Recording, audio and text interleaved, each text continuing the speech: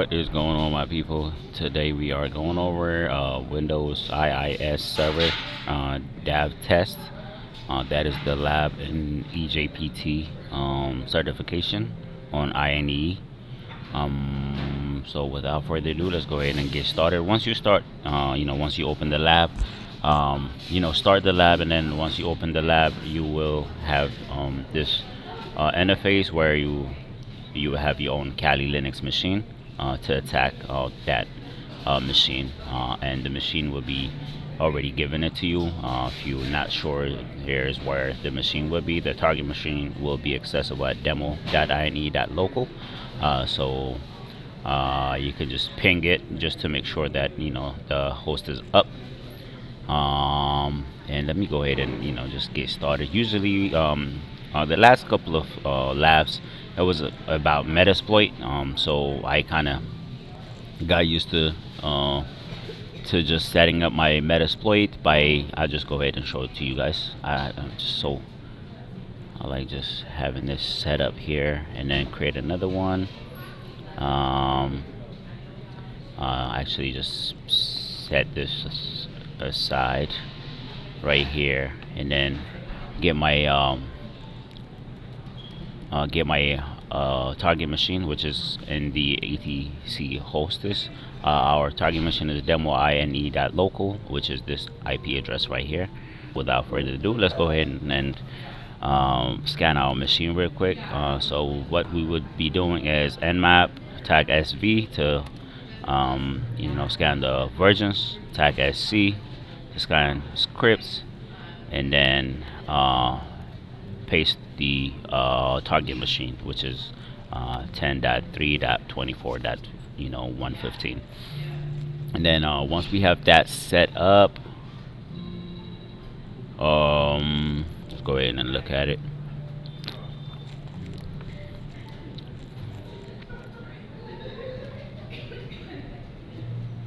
So once we have that, we do have the results. We have port 80 TCP. It is open. The service is HTTP, and the version is Microsoft IIS, which is the Internet Information Service. That is a good thing to know, as attacker, or as I guess a potential vector. 135 TCP is open, 139 is open. We're not really worried about that because this room or this lab is particularly designed just to go over the IIS. We do have 3389 TCP open. That is the Microsoft Terminal Services for the version. And since we are worried about this port right here, which is the HTTP port 80, let's go ahead and dig into that more. So what we will be doing is we will go ahead and nmap again to tag sv, and then our port will be 80, and then our script will be anything that is has to do with HTTP enum. Actually, I'm sorry, it's not dot, it's dash enum, and then the target, and then we'll just wait a couple of seconds for this to run. And this was pretty much doing service versioning, just looking for any service versions on port 80 specifically, and just gonna ignore these and just focus on port 80. And obviously what we are trying to do is to identify if WebDAV has been configured to run on the IIS web server. That is the Internet Information Service web server. To do that, you just gotta look for anything that has to do with WebDAV. As you can see right here, we do have HTTP server header. The port 80 is open, and we have WebDAV potentially interesting folder. This is exactly what we're looking for, and it's given us error 401, which is unauthorized.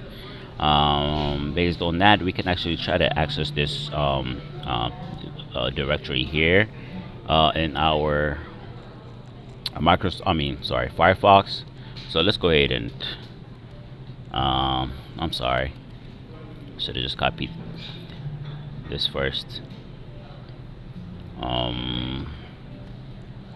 If you just go to the page, we do have vulnerable web page, website set up here. What we looking for? What is going on? What the hell's wrong with me?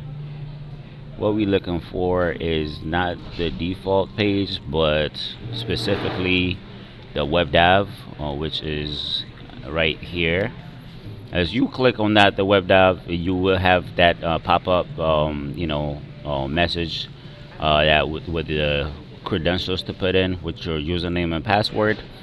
We don't have a username or password right now, but if you go back to our page, our room, that username and password has been given to us, which is Bob and password 123321. But let's just assume that we don't have the password and we are trying to, enumerate more information, right? So if we just, we don't have the password, then we could use Hydra to actually look into to just brute force every combination of usernames and passwords available in our machine and trying to get that credential. That's what we will be using. Let's go ahead and look for our word list. Actually, let's go ahead and go to desktop. Let's go to word list. If you list it, you do have 100 common passwords and then S3 spidering word list. Let's go ahead and just echo our name, which is Bob, the username, to our S3 spidering text, and then we go ahead and echo our password, which is password underscore 123321. We will echo it to our 100 common passwords. We only adding these username and password because that was given to us. But in a real world scenario, what we would have done is just using that possible passwords and usernames combination to brute force this. I'm pretty sure this is self-explanatory. I hope you got this, but if you guys don't understand what I am doing, just put it in the in the comments, and I will go ahead and either make another video or just explain what exactly I did. But we just pretty much putting our username and password in the list, but we didn't have to. This was already given to us. That's why I'm just putting that out there in the word list, so I can show you guys how to brute force this. We had not known the password and the username. That's pretty much it. So let's go ahead and clear that out. So let's say we don't have the password, and this is the website that is given to us, right? So what we would do is Hydra tag L, and then you put the username, which in our case would be, I'm sorry, forgot the name. The usernames are in the S3 spidering word list, so we'll go ahead and Hydra tag L. Our username will be in our S3 spidering, and then our password would be tag P, and our password would be the 100 common username common passwords, and the website would just be that 10.3, this right here, as would be the target website, and then we will be using http.get, and the actual directory that we want that to be used is WebDAV. We can go ahead and run that. So that's pretty much it. Will go through every combinations or lists that we have in our word list, S3 spidering, and in every passwords that we have in the common passwords. So we'll just try to brute force the username and the password. I hope you guys understand what that is. This might take about, I don't know, a minute or two until it finds you a username and password. And once you have that username and password, then you can actually log in, and you can do more enumeration. We could do more DavTest, and that is the tool that we will be using. So far, the only thing we've been using is just the Nmap to enumerate the target so far.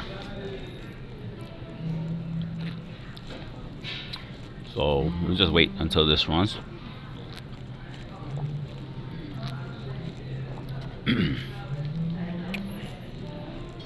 How many tries? Max 16 tasks per one server. Overall 16 tasks is 10,100 logins. One of one target completed, zero valid password found. That's weird. How come? Go ahead and cat our 100 common passwords.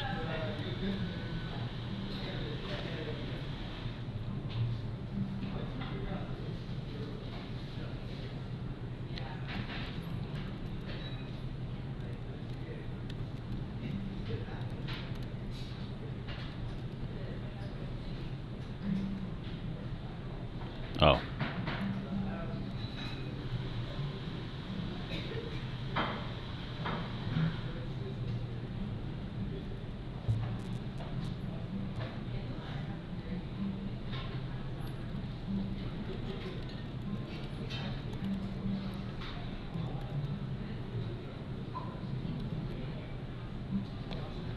How?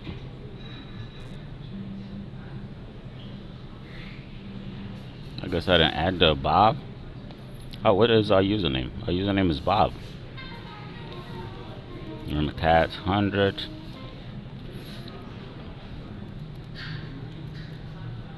So for our password, yeah, that password is there. 123321. But username Bob is not there. So I'm sorry guys. Let me go ahead and add Bob again. Echo Bob, and add it to S3. Oh, and then run that again. We go ahead and run that. What we're doing right now is we have our username in S3 spidering word list and our password and our 100 common password.txt, and we are brute forcing this website right here, and it will be HTTP get protocol, and then the folder that we will be specifically targeting will just be the WebDAV, which is pretty much this website right here. Alternatively, we could have just used this link right here as the URL tag u, or we could just put right here Hydra and kind of get exactly what you should be doing to use the Hydra. Matter of fact, Hydra tag H is a lot more user friendly.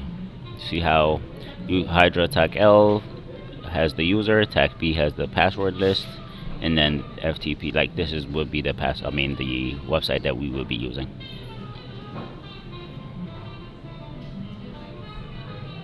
Boom. As you can see on the right side of it, we do have our login as Bob and our password 123321. This would have been in our in a real world scenario, this would have been used. Our word list would have been more like complex word list that we would be using, but we only have limited time with given username, like given credentials already, so we didn't have to do this, but this is just to show you guys what would have been we didn't have the credentials to log in, but obviously once you have your username and password, what you will be doing is you pretty much running the DavTest tool. It should be already installed by default in your Kali machine, if you do have Kali or a Parrot. But once you have that, we have our URL, which is this part right here. Go ahead and Control V that, and then we will just test if that is actually open. Once you have once you test it, it does tell you that it is open, and it says failed because we haven't we not authorized, or it says unauthorized basic realm. So once we know that it is open, since we have our authentication, which is our credentials, which is Bob and the password password 123, we can go ahead and run that again, and then we just add authentication. Sorry, authentication, and then our authentication would be Bob, and our password would be password underscore 123321. And then we have our URL, which is that given URL that we took from this right here. We'll go ahead and run that. And then this pretty much what it does is it will check if you can upload what kind of extensions you would it would be allowed to upload in that particular site. And then it will show you which one has succeeded and which one has failed. For to upload, uploading wise, we do have right here pretty much almost all of them has succeeded to upload, but to execute, the only thing that has worked up is just the ASP and the TXT, actually, and the HTML extensions has succeeded to execute, but the other ones has failed. So these are something that you need to keep in mind, and be aware of that for our next attacking vector. So, but right now we do have HTML, ASP, and .txt extensions that we have in our notes that we need to keep. So once we have that, our next task to do would just be using CADAVER,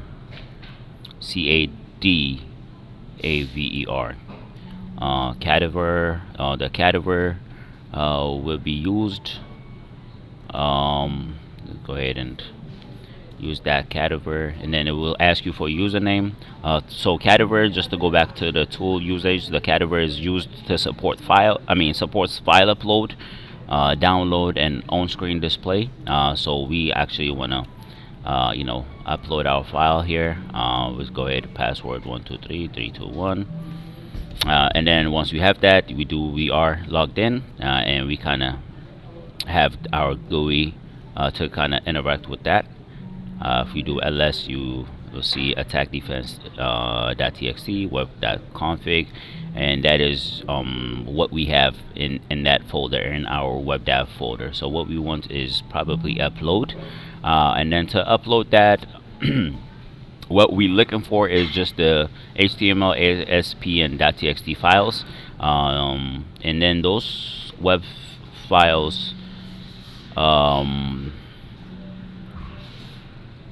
so those web files would be in our web shell command execution. We're looking for web shell command execution, and those are, I'm looking at my different screen to get my go ahead and ls our files. They are usually in our user share passwords, not passwords, I'm sorry, web shells.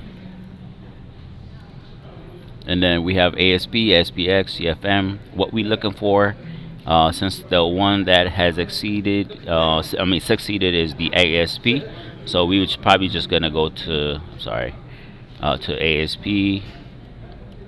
In our ASP, we have the CMD ASAP, and then the web shell is as .asp extension. We're looking for the web shell .asp to upload there, so we can execute it in our website. So to upload this, we would just pretty much putting this print PWD, print working directory, to get the exact location of the web shell .asp. So let's go ahead and put that in there. So what we will be using is put user share web shells ASP,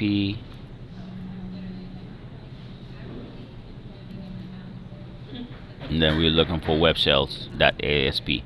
As soon as you put that in there, WebDAV file, then it will be uploaded, and then you get 100% and by succeeded. So once you do that, you can go ahead and access that GUI Let's go ahead and Bob. Our password is password underscore 123321. As soon as no, I don't want to save it. We are logged in right now, and we do have the web shell.asp. If you click on the web shell.asp, it will execute, and you pretty much get this search bar where you can execute any of your code that you would like. Uh, for instance, if we say who you get right after the server's local local address, you get the username of that system. If you say if config, you get actually it is a Windows system, so it can be if config, it would be IP config, and you get the internet adapters of like the IP4 address, the default gateway, and 7net mask. If you what we looking for, we probably looking for our flag and retrieve the flag. So we looking for flag. So let's go ahead and let's go ahead and open our directory. So let's go ahead and dir c. What do we have there? In our C directory, we do have flag.txt. And what else do we have? Program files x86. And Windows. We have users in our program files, perf logs. This is in our C flag. I mean, in our C folder. So to look at this flag.txt is in our C folder. So let's go ahead and cat or type C flag.txt. That flag.txt. Yep. And if you run that, you get the flag of the the content of the flag.txt, which is pretty much this part right here. Just be aware, is this right here has always been there, the service local address. So anything that is appended to it is pretty much the value of our flag. We just go ahead and copy it. I just finished the lab, but you will have a little place where you're supposed to put your flag, and then submit your flag. You will get credit for it, and that's pretty much what it is for WebDAV vulnerabilities and how to exploit that vulnerability. So the two things that you need to know is the IIS, which is the Internet Information Service, that is used to host websites and web apps, and that provides admins with a robust GUI for managing website.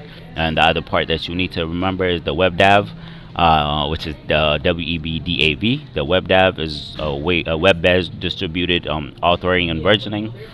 That is the extension of HTTP protocol, and it allows users to collaboratively edit and manage files. And the two tools that we used is the DavTest and the Cadaver. I'm probably butchering the name, but just as long as you know what it is, that's all you need to know. This is used to download files, to upload or download files. This part right here, and the DavTest is used to scan, authenticate, and exploit any of our vulnerability. Oh, that's pretty much it. I'll see you guys in the next room later. Peace.